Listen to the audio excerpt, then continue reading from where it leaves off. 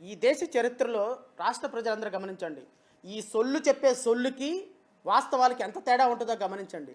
ఈ దేశంలో ఒక ఎమ్మెల్యే నన్ను మోసం చేసి రేప్ చేశాడు, నా భర్తని నా బిడ్డని చంపేస్తానని నన్ను లోబర్చుకున్నాడని ఒక కేసు పెడితే ఆ కేసు రిజిస్టర్ చేయకుండా పైగా ఆమె మీదే కేసు పెట్టినటువంటి చరిత్ర మొట్టమొదటిసారిగా భారతదేశంలో ఇదిగో ఈ జనసేనకు మాత్రమే దక్కుతుంది. నేను వీర మహిళల్ని జన సైనికులను అడుగుతున్నా, ఇదా మీ మీ పార్టీ యొక్క మహిళలకు తీసుకొచ్చే రక్షణ ఇదేనా అని అడుగుతున్నాను.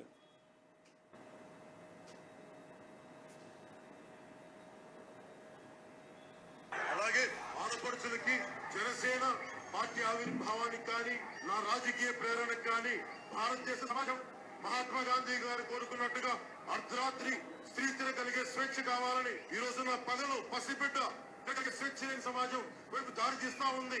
ఎక్కడో రాజధానిలో నిర్భయానే ఒక ఆడపడుచు దారుణంగా మాన భంగానికి గురైతే అప్పుడు కానీ ఎంపీలు చలించరు.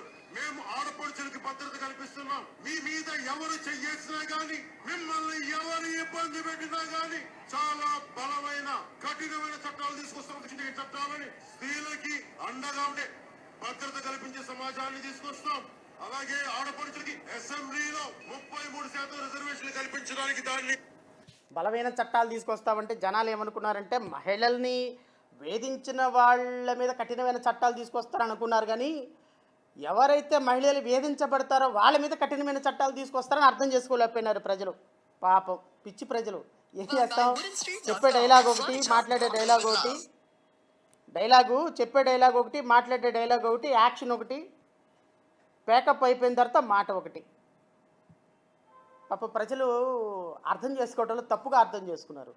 మహిళలు ఎవరైనా కేసులు పెడితే వాళ్ళ మీద కఠినమైన చట్టాలు తీసుకొస్తాం, ఎవరిని మా పార్టీ వాళ్ళని రక్షించుకోవడానికని ఈయన ఇన్నర్ మీనింగు.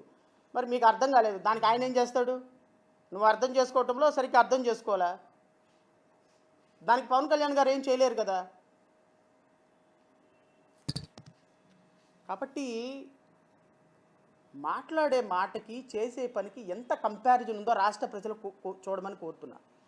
ఈవెన్ తెలుగుదేశం నాయకులు కూడా చంద్రబాబు నాయుడు మాట్లాడే మాటలకి నిన్న పుట్టా మహేష్ ఏలూరు ఎంపీ గారి మీద 2 నిమిషాల్లో షోకాజ్ నోటీస్ ఇచ్చారు. నేను అడుగుతున్నా, బిఆర్ నాయుడుకి ఎందుకు ఇవ్వలేదని మీరు? బిఆర్ నాయుడు వీడియో బయటకు వచ్చింది, నిన్న మీరు షోకాజ్ నోటీస్ కూడా ఆయనకి ఏమిచ్చారు? సోషల్ మీడియాలో టీవీల్లో వస్తున్న వార్తా కథనాలను బట్టి మీ మీద కొన్ని ఆరోపణలు వచ్చినాయి, దానికి ఆరోపణలకి షోకాజ్ నోటీస్ ఇవ్వండి అన్నారు. Very good. మరి బిఆర్ నాయుడు మీద కూడా వచ్చింది సోషల్ మీడియాలోనూ టీవీల్లో కదా మరి ఎందుకు మీరు నోటీస్ ఇవ్వలేదు సార్? షోకాజ్ నోటీస్ ఎందుకు ఇవ్వలేదు?